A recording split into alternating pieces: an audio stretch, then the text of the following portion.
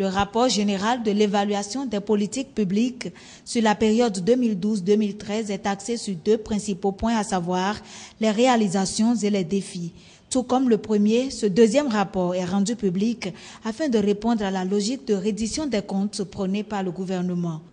Il est en effet très important de faire savoir ce que nous faisons et nous avons pris l'habitude depuis quelques années déjà, nous avons un premier rapport sur la période précédente, nous avons pris l'habitude de rendre compte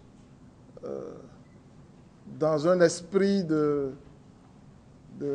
redevabilité nécessaire, de rendre compte des actions que nous conduisons en matière d'évaluation des politiques publiques. Pour la période 2012-2013, plusieurs processus d'évaluation des politiques publiques ont été lancés dans divers secteurs. La Direction générale de l'évaluation, ancien bureau d'évaluation des politiques publiques, a lancé 5 processus d'évaluation de politiques publiques, dont 3 sont finalisés.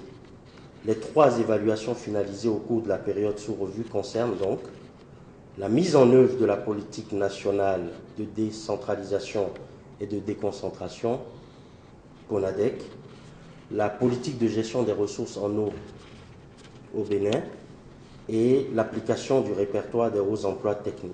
L'élaboration et l'adoption de la politique nationale d'évaluation et la création d'un Conseil national de l'évaluation sont autant d'actions initiées par le gouvernement afin d'institutionnaliser l'évaluation, faisant ainsi du Bénin l'un des pays pionniers en termes d'évaluation des politiques publiques en Afrique subsaharienne. Je voudrais également reconnaître la forte volonté politique, il faut le dire, exprimée depuis plusieurs années par le chef de l'État pour le développement de l'évaluation dans notre pays.